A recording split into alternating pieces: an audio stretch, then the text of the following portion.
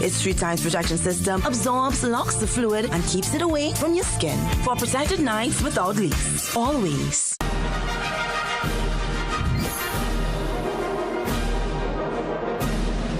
With Alive multivitamins by Nature's Way, you won't be defined by time. You'll own every minute of it. Discover how you can age vibrantly with Alive. Time Check, brought to you by BioStrath Immune with added zinc. Distributed by H&J Enterprises Limited.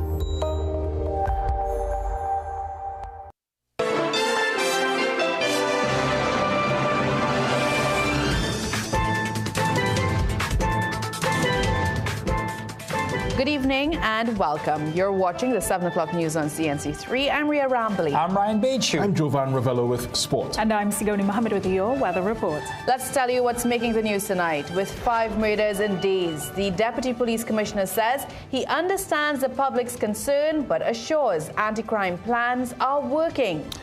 Guyana ferry tragedy deepens. 27 bodies now recovered as Trinidad and Tobago deploys air, naval and human resources to support the search.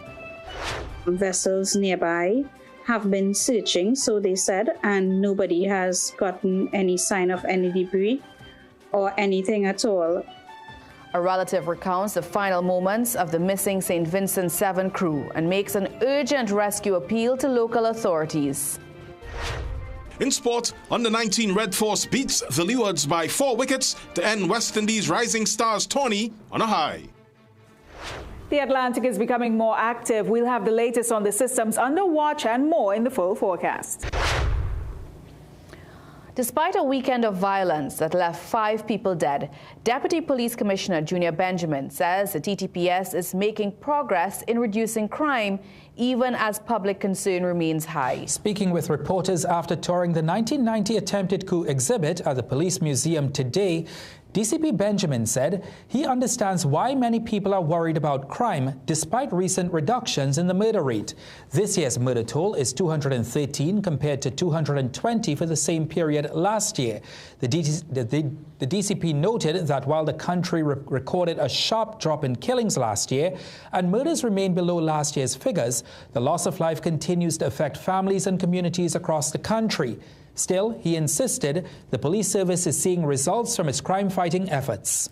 We had 42% reduction in terms of murders from over 600 to about 300 and something murders. And even when we look at our statistics now, we are at least 7 murders less than we had last year. So that in itself is a tremendous feat. So even though we were so low last year, we are still under it in the midst of all that is going on. Understand that at the end of the day, I think the public is not interested in our stats. Trinidad and Tobago Police Service continue to really create history by reducing the crime situation. And we are saying if the public come on board together, we can seriously reduce this crime situation. Criminologist Dr. Melissa Neptune Figaro told CNC3 News the fear of crime remains a real concern for many citizens, even as official murder statistics continue to trend downward. So whether there's more and effective crime statistics or encouraging crime statistics, the environment every day doesn't really equate to people feeling safer. They still have a fear. She suggested that in addition to monitoring the data as it relates to murders and crime, the public should also seek to partner with the police and trusting law enforcement in their efforts. The government claims that 7 months after it came into effect, the Home Invasion Act is already having a major impact in deterring violent home invasions. Homeland Security Minister Roger Alexander says the legislation is helping to take dangerous offenders off the streets.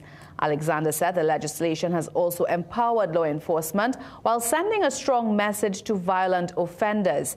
He even noted that some individuals involved in home invasions have been killed during confrontations with officers and licensed firearm holders. The minister reveals the law has prompted more people to apply for firearm user licenses, although he did not provide updated figures on how many have been approved. But Opposition Chief Whip and former National Security Minister Marvin Gonzalez says the government oversold the legislation as a solution to violent crime. He argues that despite the law, home invasions continue and says reducing crime will require intelligence-led policing and reforms to the justice system and not legislation alone. Well, in light of the double and triple murders over the weekend, we asked, do you think the authorities have a handle on the crime situation amid the SOE? This is what you had to tell us.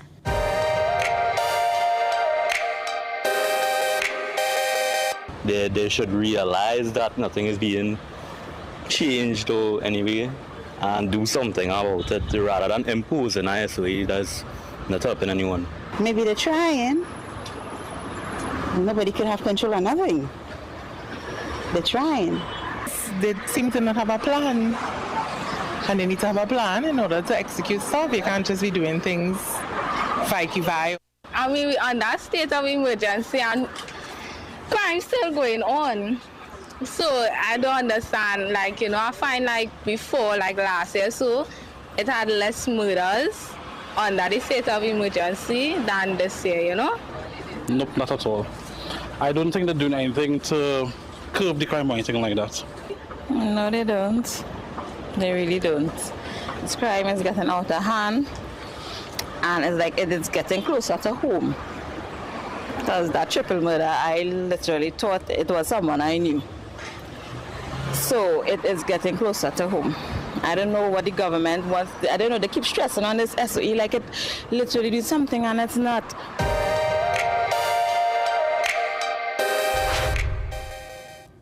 Guyana's government says the location of the MV Barima was confirmed today, with full search and rescue operations underway involving teams and support from international partners.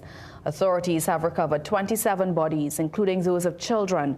69 people have been rescued, while 83 people remain unaccounted for after the vessel capsized off the Atlantic coast.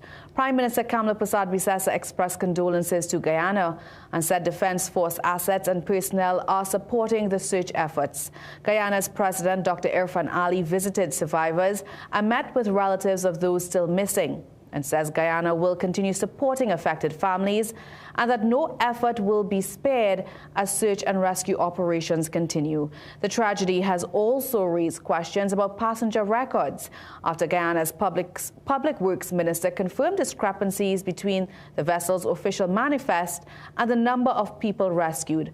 Opposition figure Azruddin Mohammed said the issue highlights concerns about how the transportation service was being managed. He says questions remain over passenger accountability after authorities found that some rescued passengers were not listed on the official manifest. They don't have no good systems in place as it relates to the manifest. Just yesterday, the Minister of Public Works, after I have mentioned, it looks like it's more than 133 persons on this vessel, and then he came out and mentioned indeed 35 of the survivors out of 67 were not on the manifest. Questions surrounding the MV Barima tragedy come as CARICOM moves ahead with plans to improve maritime connectivity across the region, including this country's offer of a ferry for a regional cargo transport pilot. However, maritime experts tell CNC3 News any expansion of sea transport must be supported by strong safety systems, including proper certification, trained crews, accurate passenger records, and effective emergency response procedures. A maritime expert with experience aboard passenger ferries said investigations must determine exactly what happened on the MV Barima, warning against speculation before the official findings are released. Regional security expert Dr. Gavin Hira said the incident highlights the need for CARICOM to strengthen operational, regulatory and rescue readiness systems as it pursues greater maritime integration. The Barima disaster is not an isolated maritime accident. It is a warning shot for the entire Caribbean basin at the precise moment that CARICOM is now accelerating plans for regional ferry connectivity. As a region, we cannot pursue greater maritime integration without first confronting the operational, regulatory and rescue readiness and the gaps that this tragedy has exposed for all of us. Now, Prime Minister Kamla Persad-Bissessar confirmed to CNC3 News that the Coast Guard is deploying a crew of 20 people plus an additional 7 divers. She added that the Air Guard has already deployed a C-26 aircraft with a crew of 4 to assist in aerial searches. Meanwhile, the French government provided 15 divers to assist diving teams. The Guyanese government says an independent team will be put together to investigate the circumstances surrounding the tragedy. Still to come in the news, Law Association warns against personal attacks on the Court of Appeal in Hadid matter, saying it's fair to criticize a ruling, not the judges. Workers for the National Programme for the Upkeep of Public Spaces left waiting. Government admits some haven't been paid for months. Coming up in sport, Amir Jangu calls his West Indies teammates to push for success in final one-day international versus New Zealand.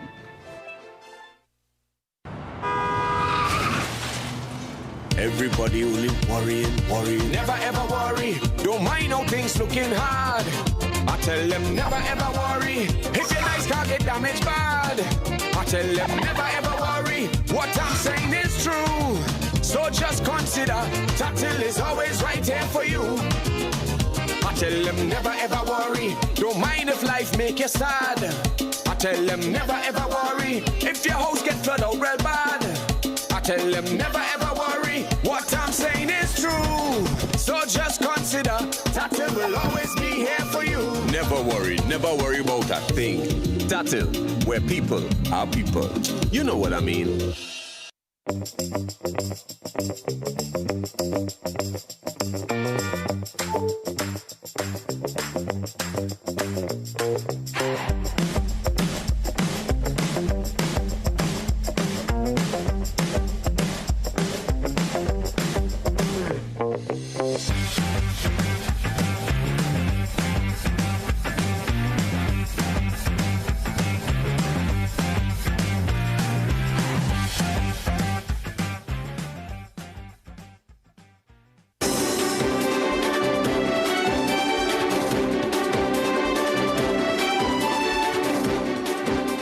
The Law Association of Trinidad and Tobago is urging the public to keep criticism of the Court of Appeal's ruling in the Hadid case respectful and not allow it to undermine confidence in the justice system. In a statement today, the association said while people have every right to question and debate judicial decisions, recent commentary, particularly on social media, has included personal attacks on judges that threaten the integrity and independence of the judiciary. The association stresses that the Court of Appeal's recent ruling was made as an interlocutory application and does not determine the ultimate legality of the detention or the constitutionality of the state of emergency regulations. It says those issues remain before the courts. The association is also urging attorneys to encourage their clients to express criticism respectfully and avoid statements that attack the integrity of the court or erode public confidence in the administration of justice. The Assembly of Southern Lawyers is echoing that call. The Assembly of Southern Lawyers therefore joins with the Law Association of Trinidad and Tobago in urging that public discussion remain respectful, informed, and focused on the legal issues rather than on unfounded personal attacks against judicial officers or the administration of justice. Respect for the rule of law requires that disagreements with judicial decisions be expressed reasonably and that confidence in our constitutional institutions be preserved. Criminal Bar Association President Israel Khan says freedom of expression and of the press must be balanced with respect for the judiciary, particularly when matters are still before the courts. Underlining all that is the freedom of expression and freedom of the press. Those are constitutional rights. So the people who are commented adversely and so on, only if they castigate unfairness or impartiality to the court, they could be cited for contempt of court. But nonetheless, generally, I agree with the Law Association. Dominic Hadid and his wife Genevieve have been detained under preventive detention orders for nearly a month, accused of plotting to assassinate senior government officials. After losing in the High Court, the Appeal Court on July 16th ordered conditional release under house arrest. But a separate panel later granted the state's urgent stay, keeping them in custody until the Privy Council hears the appeal. Minister of Rural Development and Local Government Khadija Amin is tonight assuring workers of the National Program for the Upkeep of Public Spaces that they will be paid soon. Now, the minister has not answered our questions on when exactly these payments will be made, but has only said that the delay is due to an administrative error. Some workers complained to CNC3 News today, saying they have not been paid since May. All we need to do is get paid. That's all we want. We pay. That's all. On behalf of the workers, these are big disrespect to all the workers around me here. We as a team, and we work together, right? And this looking very bad on behalf of all the workers, but big disrespect. This program was launched in April following the closure of CPEP. In other news, President of this country's Farmers Union, Shiraz Khan, says a recent meeting with stakeholders of the dairy industry was futile, as pertinent questions and concerns were not addressed. Khan says while there is some speculation that the shutdown of Nestle and TNT might be delayed until the end of the year, no progress was made, and questions concerning Nestle's rationale for winding up operations in this country remain unanswered. It is that all of a sudden Nestle want to come out of a place, and it is not like they were not making money or doing good business. We asked the question, and that's one of the reasons we wanted to have the discussion with the government and Nestle. But the political games continue to affect what we have to do, because a lot of the people there, in previous meetings and public meetings, you would have seen them bringing in CPEP workers. There was a lot of people there who were not farmers, not dairy farmers, right? And that is where the country has been going down for a couple of years now, and is not beneficial to anyone. More than 2 weeks ago, Nestle announced its intention to review its operations in this country, exploring the possible sale of the company.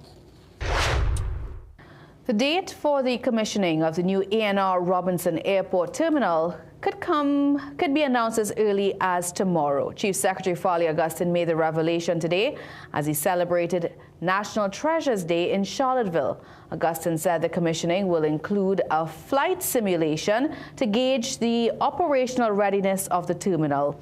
The new terminal has been branded a game changer for the island, with a capacity for 3 million passengers annually.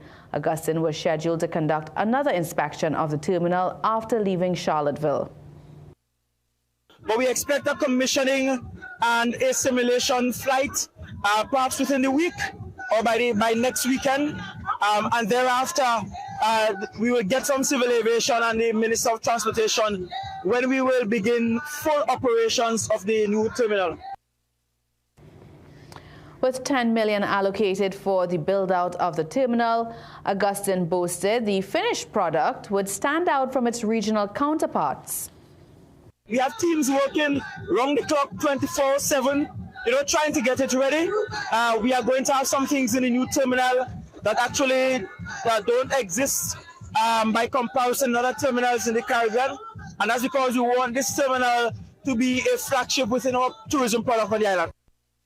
Meanwhile, Infrastructure Secretary Natisha Charles Panton said the fencing off the airport car park is 90% complete, while road marking and other works are continuing. The Ministry of Transport and Civil Aviation will announce the official opening date of the airport.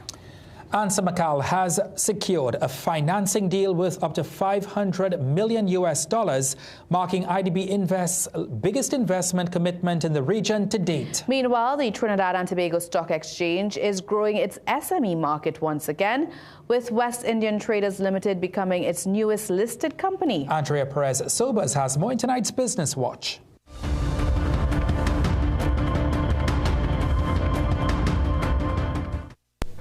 Ansa McCall is set to accelerate its regional expansion after securing a strategic financing agreement of up to $500 million from IDB Invest, the private sector arm of the Inter-American Development Bank Group. The agreement includes an initial commitment of $200 million and represents IDB Invest's largest financing commitment in the Caribbean. The funding will support investments in manufacturing, logistics, recycling, distribution, and supply chain infrastructure as Ansa McCall works towards its goal of doubling the size of the group by 2027. Group Chief Executive Officer Anthony N. Sapka III says the financing reflects international confidence in the company's strength and governance. Beyond financing, Ansa McCall will work with IDB Invest on digital transformation, circular economy initiatives, sustainability reporting, and energy efficiency as it continues to expand its regional operations. Turning to other business news, the Trinidad and Tobago Stock Exchange has added another company to its growing SME market, with West Indian Traders Limited officially joining the exchange after successfully raising just over $10 million through its initial public offering. The family-owned business becomes the 5th company listed on the SME market after offering more than 5 million ordinary shares at $2 each. TTSC Chief Executive Officer Eva Mitchell says every new listing creates opportunities for both businesses and investors. Trading activity has been up significantly when compared to last year. Investor participation, retail investor participation has been up significantly since last year. The exchange focus has really been on tapping into that retail investor pool. For West Indian traders, the move to go public has been 2 years in the making. Managing Director Jake Gillette says the company's decision was inspired by the success of another SME listing. Don't be afraid of listing. I mean, there are a lot of benefits to it. There's the SME tax incentive. There's a lot of reasons to list. I think a lot of family companies don't want to list right now for whatever reason, but it's not as daunting as you probably think it is. It has a lot of benefits in it and stakeholder and shareholder value. And now for a look at today's energy and foreign exchange prices.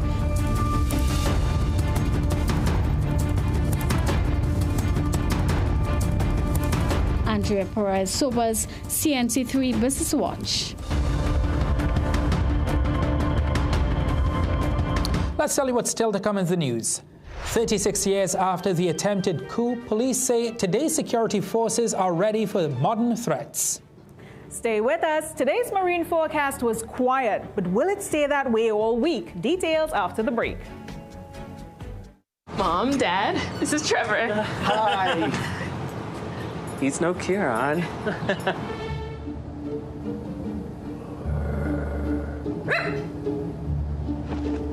Back up. Fling? That's why he crossed the road. It was funny when Kieran said, Oh, who could that be? We're like the parents who don't miss your ex.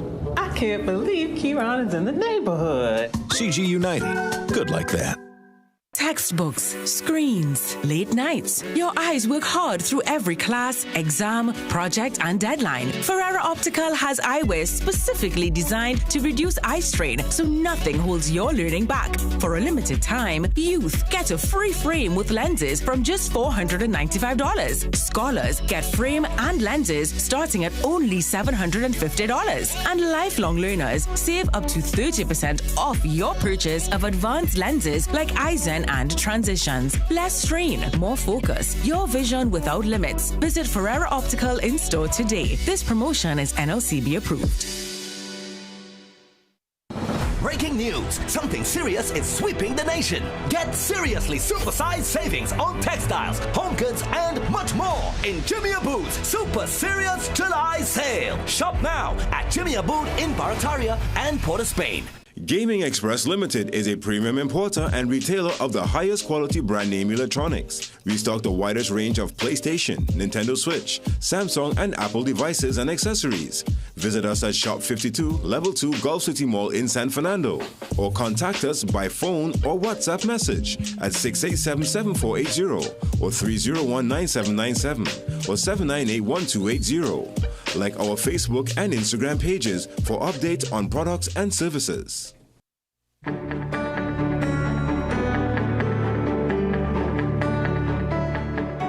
It's now time for the weather forecast with Sigoni, and Venezuela is still reeling from 2 earthquakes, and then I heard Ryan, you felt one last night. I felt a little one this morning, around 6:50 a.m. Yeah, right. So we had 2 earthquakes this morning out of 3 that were actually recorded by UA Seismic, and they measured around 5.0, 5.1, happening about an hour within each other. The thing is, do you know that there were about 11 earthquakes within the last week and over 100 earthquakes within the last couple of months? Wow. I know, right? Some of them we feel, some of them we don't. I was sleeping when it happened, right? But that's not all that's happening. And you can be sure to find out more in The Guardian tomorrow, because we'll be taking a good look at what's going on with earthquakes, where it happened, and what the scientists have to say, which is, do not panic, relax, it's all right out there. In terms of the weather, it's hot out there today. It is. It's going to be hot tomorrow. Let's take a look at that forecast, because there's a lot going on in the Atlantic as well that we'll get to in a short bit. But right now, Trinidad and Tobago, clear, cool, and calm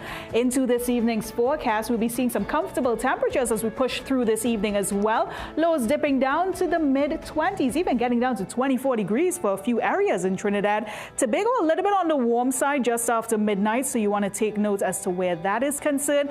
We do have a lot of dust haze present, and that's helping to keep the place warm. Unfortunately, that Saharan dust haze will be acting like a blanket across our islands, and not just for us in Trinidad and Tobago, but for most of the islands in the windward portion of the island chain toward the leewards. We do have a bit of troughing at play right now. When we talk about troughing, it's an increase in moisture and atmospheric instability, which brings in some rain shower activity.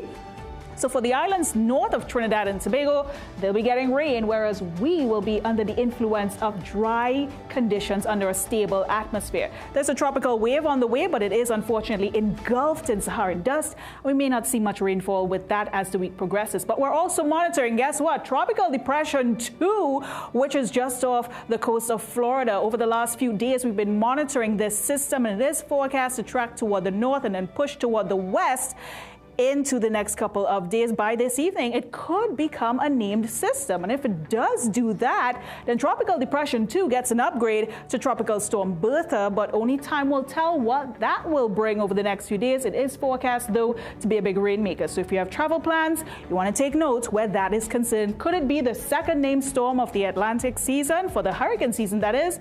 Well, we wait to see in the next couple of hours. So we'll be sure to update you on social media where that happens. Otherwise, though, if we look at what's happening for Trinidad and Tobago, lots of sunshine into this forecast, extending all the way into the weekend, and that's because of that stable air that we have. Notice temperatures will be on the rise as well, so you want to take notes where that is concerned. A couple early morning showers into our forecast, but not a lot to talk about in terms of what's happening here. We're in for relatively dry, stable atmospheric conditions before more moisture rolls in by the weekend. So take notes where that is concerned. You want to stay cool, stay hydrated at all times. And if this is the kind of weather to take you to the beach, well, know that conditions offshore will be smooth to moderate. So really good for the beach this week. And we'll be seeing light winds from the east to east-southeast in terms of your direction, and no spring tide, no significant marine weather activity happening at this time. So, hey, grab your bags, grab your things. Let's head to the beach and enjoy the sunshine while we have it.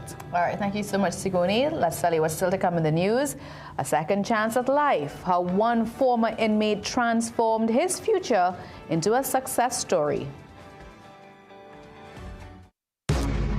If you could see what the future holds, you'd see that while things change, you've still got it. You are strong, resilient, inspiring, and you won't be defined by time.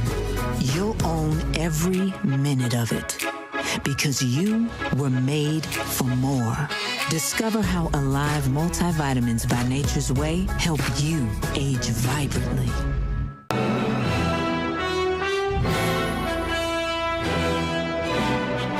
Heart disease is the #1 cause of death in Trinidad and Tobago, driven by 2 silent threats, diabetes and high cholesterol. But now there's a powerful ally, introducing Berberine Plus by Asia Nutrition, clinically proven to stabilize blood sugar and keep cholesterol levels in check.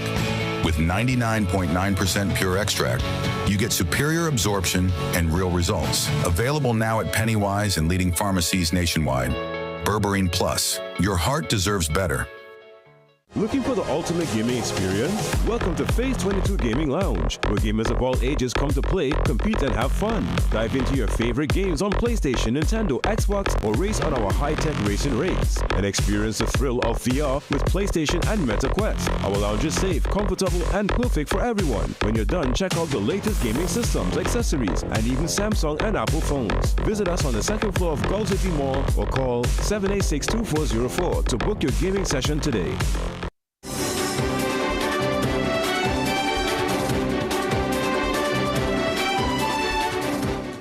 The families of 6 missing fishermen are calling on local authorities to help intensify the search, saying Trinidad and Tobago should be doing all it can for its citizens, just as it has been offering help to Guyana to support its efforts to find the missing crew. More than a week after a fire reportedly broke out aboard their vessel near Suriname, relatives say they are still holding on to hope that their loved ones will be found. Otto Carrington has their story.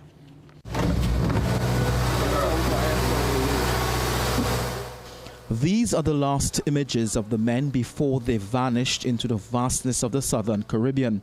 A group of fishermen going about their work captured in Suriname as they delivered their catch. Among them, Captain Eshwa Shoni Passad, a Guyanese national, and the Trinidadian fishermen Shannon Mohammed, Anthony Doves, and Kevin Douglas Fonilio, and another crew member identified as Alex, whose nationality has not yet been confirmed, and another crew member from St. Vincent and the Grenadines. Then came the emergency call. For the families, it's the last proof the men were alive. The captain, Ishon Prasad, known as Shoni would have done a 17 seconds video showing the fire, and that is all they ever received, as well as the last position of the vessel. Amanda Surratt says the call ended shortly after her husband showed her what was happening aboard the vessel. Since then, there has been silence. Vessels nearby have been searching, so they said, and nobody has gotten any sign of any debris or anything at all. Vessels in the area have been searching for the missing crew. Families say that they were also told that aircraft and vessels from the French Guyana Coast Guard joined the search. But more than a week later, there has been no confirmed sighting of the men. For Captain Passad's wife, Marani, the uncertainty has been overwhelming. She says her last contact with her husband came during the morning video call. She says she has been trying to get information from authorities and the company involved, but answers remain limited.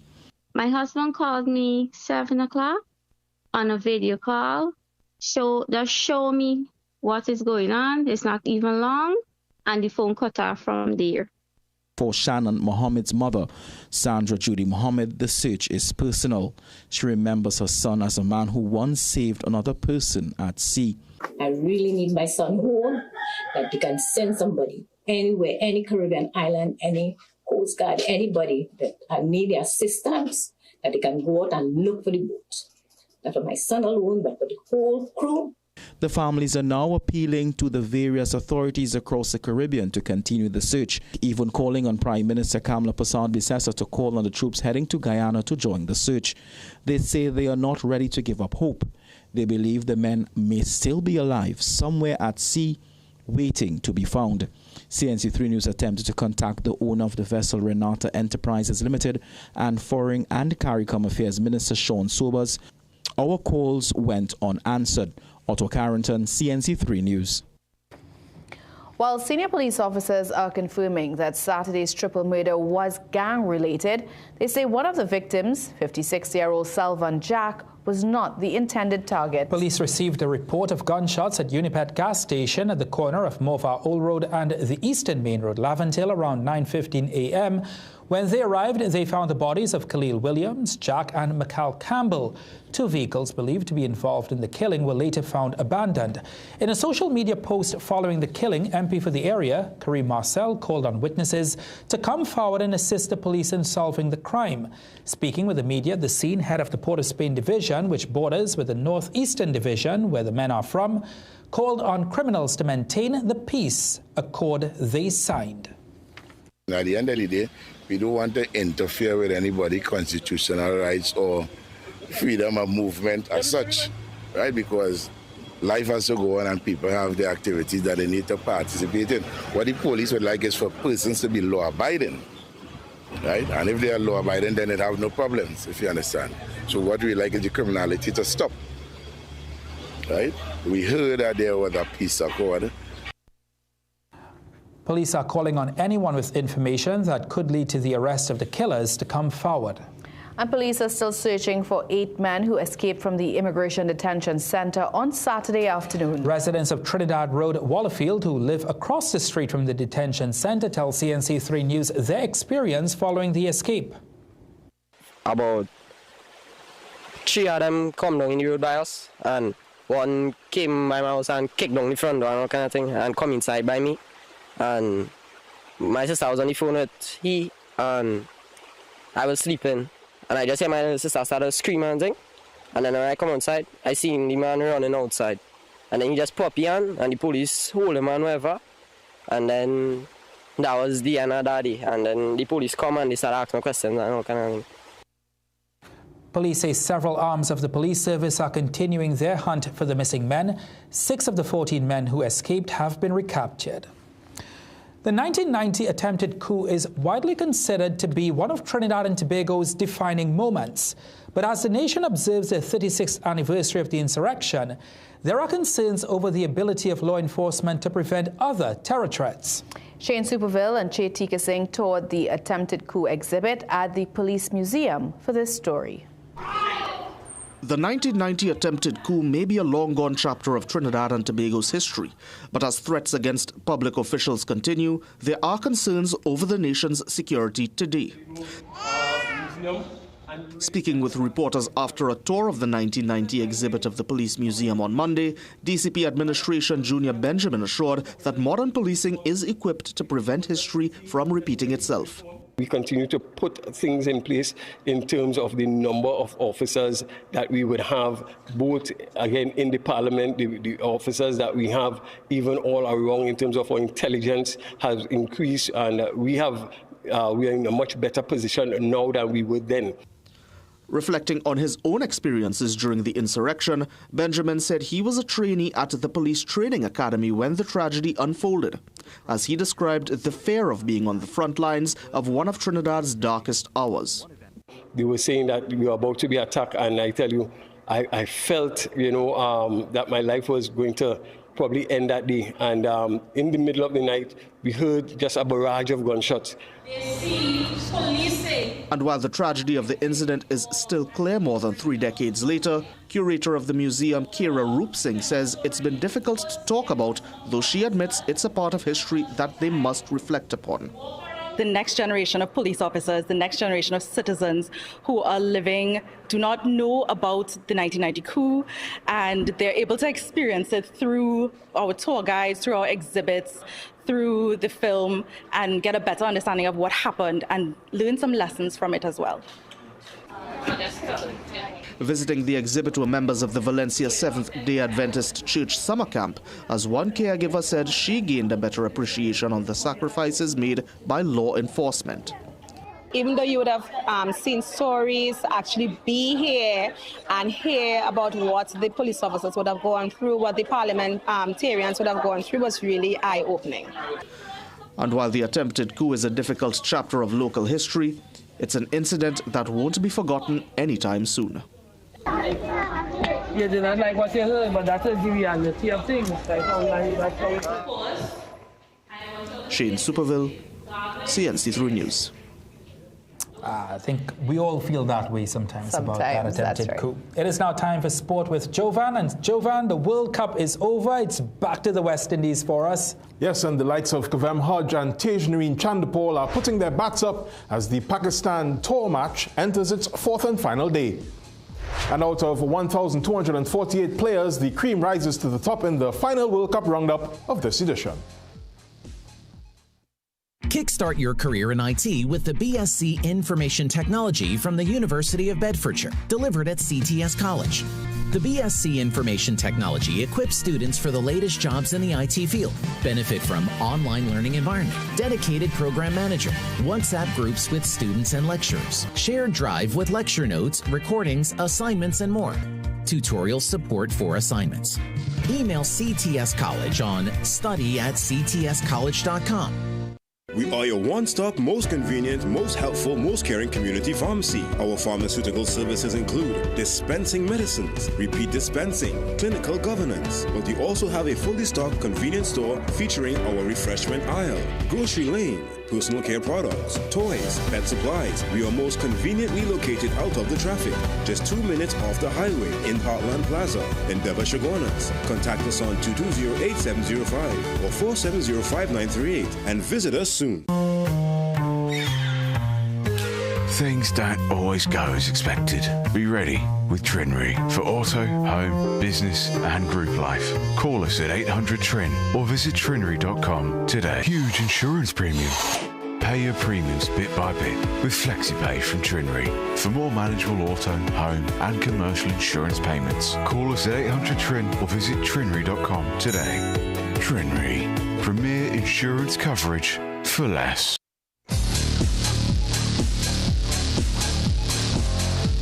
Seven PM Sports News, brought to you by Tattle and Tattle Life.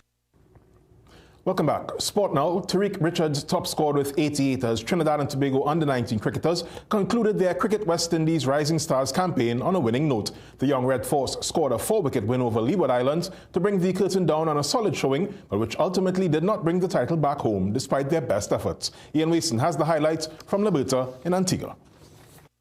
Tennis Francis and Everett Richards got the Leewards off to a rollicking start after they chose to bat first. Francis in particular was the aggressor, hitting sixes with relative ease. Not to be outdone, Richards also showed his pedigree. He also went above and beyond the boundary. Francis was eventually out for 30, missed one that hit his front pad, ending a 90-run partnership. Colonel Tilakani was the next to go. He only made 4 and didn't give the scorers a hard time at 96 for 2. Richards was not to be distracted with the wickets and continued his innings. Trinidad and Tobago fought back at 107 for 3 when Jaquan Athanaze was out for a duck. Enter Matthew Miller, who made a statement early into his innings and continued to show his intent even after losing Richards for a top score of 83. Leewards lost 2 quick wickets, LaShawn Bergen for 11 and Rondre Daniel for 5 as they were reduced to 200 for 6. Miller raised his 50 with this 4. Wasn't the prettiest, but it didn't matter on the scorecard. He was eventually caught for 65 with a score on 237 for 7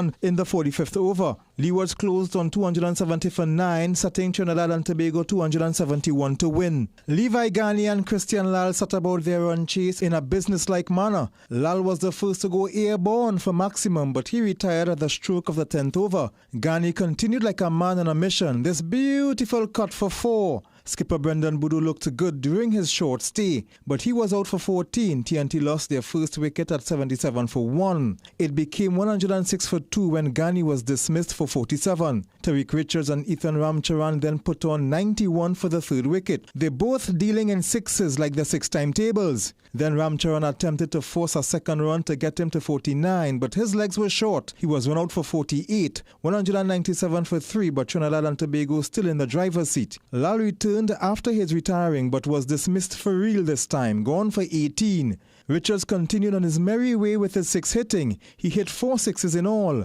The 6 hitting seemed to be contagious as Cristiano Ramanan joined in the fun. Then with a few runs needed, Ramcharan lost concentration and was dismissed. So did Ronaldo Fanilia 3 balls later. TNT 268 for 6, 3 runs needed. Tyler Ramroop took Trinidad and Tobago over the line as they reached 273 for 6 to win by 4 wickets as they got 1 for the road to end the campaign with 3 wins and 2 losses. They finished 3rd behind winners Barbados and 2nd place Jamaica. Ian Wason, CNC3 Sport. Now, West Indies batsmen Kavem Hodge and Tej Narayan Chandapal made good cases for themselves for the upcoming Test series against Pakistan with 50s today at the Queen's Park Oval. Chandapal, who is expected to suit up for the injured John Campbell, and Hodge, who is a bit short on runs of late, got a good scores as the Pakistan bowlers got a workout at the Port of Spain venue. Pakistan declared on their overnight total of 455 for 5 and gave the West Indies a whole day to bat.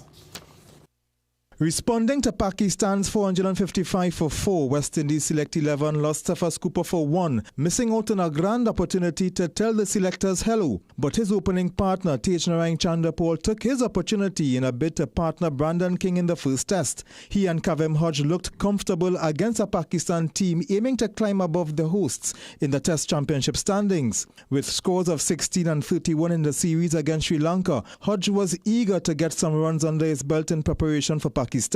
And after losing his place to Brandon King, Chanderpaul was eager to earn his place back in the 11 to partner him. He hit back-to-back fours and seemed to be in good nick. The Guyanese batsman with a Test double ton to his name raised his 50 with his 4. But the next ball he was out-caught, hoping he did enough to let West Indies coach Darren Sammy know that he's ready. That triggered a mini collapse as the Select 11 lost wickets in quick succession, losing Mbeki Joseph and Joshua De Silva on either side of T, and Kavem Hodge for a well-played 92, certainly cementing his place for the historic Test in Taruba on Saturday. 3 wickets in 3 balls.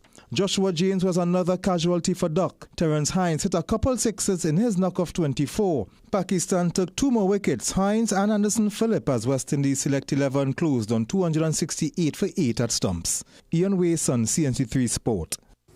And West Indies middle order batsman Amir Jangu wants the team to give their all in the 5th and final one-day international against New Zealand and Barbados on Tuesday. New Zealand took an unassailable 3-1 series lead in the 4th ODI on Saturday with a 1-wicket win at Kensington Oval. Jangu is hoping to end on a high at the same venue.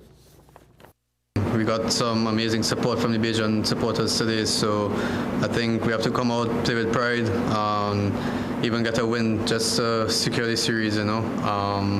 As I said, pretty difficult pill to swallow because we know how much was at stake here for this game. So it's all about understanding where we went wrong and know the quality that we have in our team. So I think going forward, we know what we have to work on, and for the qualifiers, we'll be ready. Jangu expressed his belief in the squad's inherent talent and says it's only a matter of time before the results follow. He's still backing the Windies to be at the next World Cup. They gave heart and soul for the team. So good to see Gudakesh get those 5 wickets as Aribo with some serious pace today, and the kind of quality that this team has. I think we don't deserve to be going to the qualifiers. It's just that's the position that we're in, but we know that the quality that we have in that dressing room, Jada and Matthew, all the bowlers, even young vital those that we see making a breakthrough in this series here. So it's great signs to see. Let us going forward now, we have to play the right cricket and get those wins on the board for West Indies.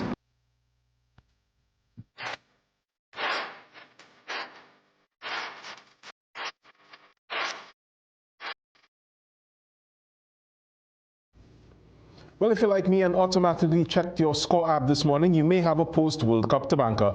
In this our final World Cup capsule, we celebrate some of the individuals that made their mark and take a final look at some storylines around the World Cup 2026. The 23rd and largest World Cup produced several breakout performances, those that confirmed the national icon's greatness and brought to the fore the hard work being done on the pitch by often unsung heroes. Spain's World Cup win was the 38th of an unbeaten streak which began in 2024, winning 29 and drawing 9 to eclipse Italy's run of 37 unbeaten from 2018 to 2021. The pendulum upon which Spain's quietly efficient run to their second star swung, 2024 Ballon d'Or recipient Rodrigo Cascante, more colloquially known as Rodri, was bestowed with the golden ball. The midfielder broke his own passing record of 638 set at Qatar 2022 by completing 790 at the just completed edition, a 93% completion rate. The absolute heart of their midfield, he had 910 touches over 8 matches. As equally remarkable, La Roja conceded just 1 goal all tournament, a new record. Golden Glove winner Unai Simon's 7 clean sheets is a record and a new personal milestone, surpassing the likes of Oliver Kahn, Fabian Barthez, Gianluigi Buffon and Iker Casillas, who all had 5 in a single edition. He is the new all-time record holder, recording 650 minutes without conceding, shattering Walter Zegner's 1990 performance. He made 10 saves, a percentage of 90 plus 9% of all he faced, and for good measure, completed 170 passes. Completing the hat-trick of Spanish honorees is Pau Kubasi. the young player of the tournament. The 19-year-old played all 8 matches this campaign, a total of 750 minutes, during which he completed 640 of 662 passes. At that, 7 clean sheets, 33 clearances, 24 recoveries as part of the relentless Spain press, and 12 one aerial duels. He is one of only 5 teenagers, including Lamine Yamal, to win a World Cup and the first defender to win the Young Player Award. The Barcelona centre-back joins an elite club which includes Enzo Fernandez, Kylian Mbappe, Paul Pogba, Thomas Müller and Lucas Podolski. And 19 years after being anointed by Barcelona's then number 19, Lionel Messi, 19-year-old Lamine Yamal won the World Cup on July 19th. The midfielder, like 8 other members of the Spain squad, is a product of Barcelona's La Masia Academy system and grew up with legends like Messi in close proximity. However, his many successes are often overshadowed by an even younger Yamal, his little brother, who again took the spotlight with his now customary raucous celebrations of his brother's success on the pitch. A constant presence in his elder brother's life, the family's real party animal may have enjoyed the win more than any other member of the Spain contingent.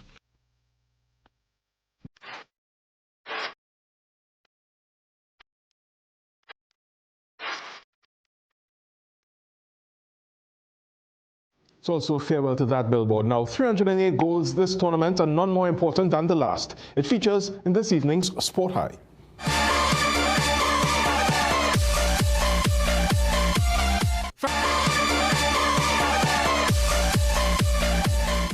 I too am suffering from the World Cup, Sabanka. I mean, I'll miss all the excitement in the newsroom. It was an interesting World Cup. CPL is around the corner. You love your CPL. I do. And we also have CSC games. Trinidad and Tobago is in that games this week as well. It's fantastic stuff. Thank you so much, Jovan. Let's take a break. We'll be right back.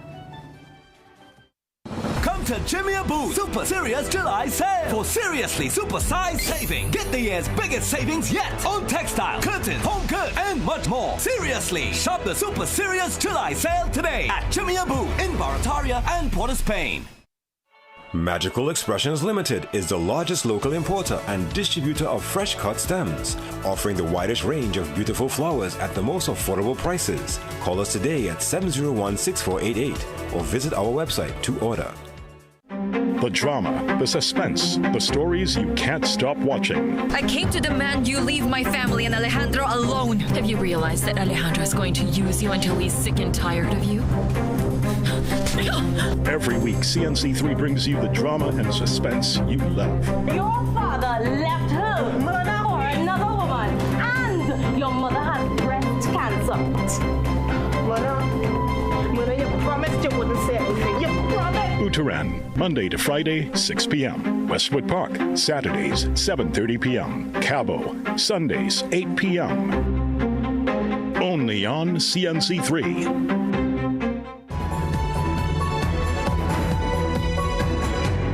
Here's a look at tonight's regional roundup. Police in St. Vincent and the Grenadines have launched a massive manhunt for the gunmen behind a triple homicide in capital city Kingstown. 3 men were shot dead on Friday night in Chinatown, just steps away from Central Police headquarters. The police commissioner warned that guns will not govern the nation, vowing that anyone harboring the killers will be prosecuted. The St. Kitts and Nevis Ministry of Foreign Affairs has published its official travel requirements for tourists. Citizens from more than 30 African nations, including Nigeria and Ethiopia, must now obtain a visa before entering the Twin Island Caribbean Federation. The new mandate obligates all passport holders from the affected countries to secure prior approval and arrange trips ahead of setting off. And Jamaica recorded more than 14,600 reports of child abuse and care concerns in 2025, marking a 5% increase over the previous year. The figures show that the National Children's Registry received 14,602 reports last year, compared with 13,918 reports in 2024. Brent Panera, CNC3 News.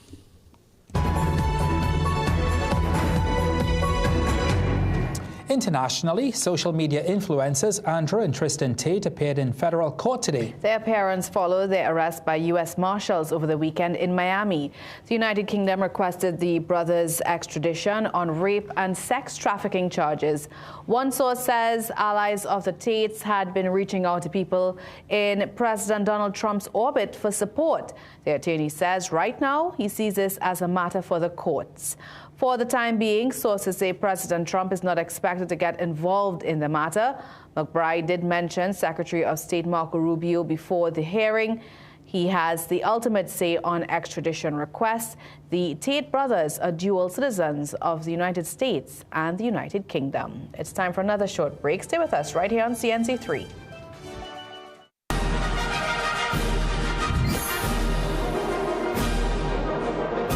The best eyewear this summer is at Seaview Optical. Buy one complete clear single vision glasses for $499. Get the second pair free. Or get progressive transitions with designer frames for only $1,399. The best in luxury eyewear. All exclusively available at Seaview Optical.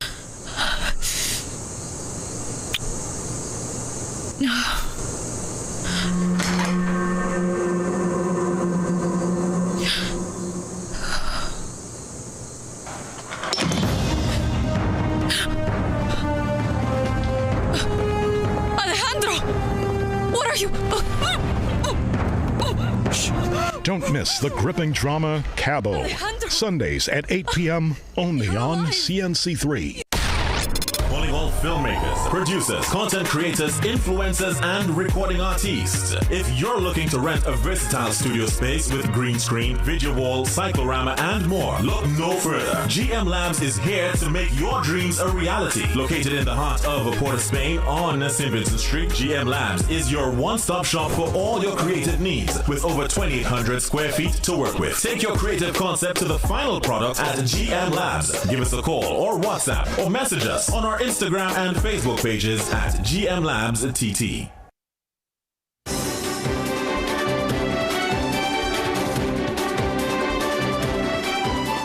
From prison cell to successful chef, one former inmate is proving that a second chance can change a life. Radhika De Silva introduces us to Anthony Debiram and shares his journey from Carrera Prison to a successful business owner. Come out here and do what you're supposed to do. In prison, you know how you live. You live by yourself, you never ask nobody for nothing, nobody never do nothing for you. For Anthony Debiram, Carrera Prison became a classroom, not a life sentence. He left with CXC passes, leadership skills, and a plan to succeed.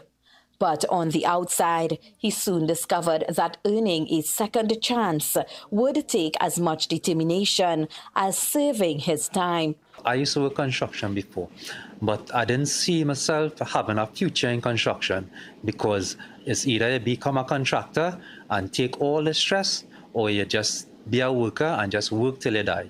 And I wanted something better for myself. At age 34, he enrolled at hotel school, discovered a passion for sushi, and went from kitchen assistant to supervisor before launching his own business, Trini Style Sushi. One day I was reading the papers and I see the ad for hotel school, and I decided to take the chance, make that call, and from that everything spiraled out of control. Today, Anthony is known for his private sushi and Thai food classes, and even his blindfolded knife skills are shared online. Debiram says the support of his family kept him on the right path. Live good with your family. Yes, because if it wasn't for my family and I gained my child mother, if it wasn't for these people, I wouldn't be out here living the way I live in right now and being peaceful and comfortable with my life. Now, Chef Anthony says his mission isn't just to teach others how to make great food, but to show that no matter where life begins, a new future can be built with discipline, hope, and hard work. Radhika De Silva, CNC3 News. Such a fantastic story. So she looks really good. It does. Well, he's such an inspiration. You know, there's so many inmates who behind bars make that decision to go back to school to learn something, to do something with their lives. They really do make the most of getting a second chance, and it really also depends on society as well to allow them the space to change their lives as well. Yeah, I totally agree with you. That is just a really inspirational story for anyone who's just behind on life right now. It is possible to launch a comeback. And a good case for rehabilitation in our prison system. Yes, and it reminds us that at whatever age you're at, you can always learn something new. Yeah. All right, well, it's time to recap our headlines. With 5 murders in days, the Deputy Police Commissioner says he understands the public's concern, but assures anti-crime plans are working. Guyana ferry tragedy deepens. 27 bodies now recovered as Trinidad and Tobago deploys air, naval, and human resources to support the search. In sport, the Under-19 Red Force beats the Leeward Islands by 4 wickets to end West Indies' Rising Stars tourney on a high. And it's another partly sunny and hazy day across Trinidad and Tobago tomorrow with just a few passing showers at times. As we leave you, let's remind you to stay connected with us on our social media platforms. There you'll find tonight's stories, the latest updates, and exclusive content. And don't forget to pick up a copy of the TNT Guardian newspaper. We've come to the end of the 7 p.m. news here on CNC3. Thank you so much for watching. I'm Ria Rambley. I'm Ryan Beachu. I'm Jovan Ravello. And I'm Sigoni Mohammed. Have a good night.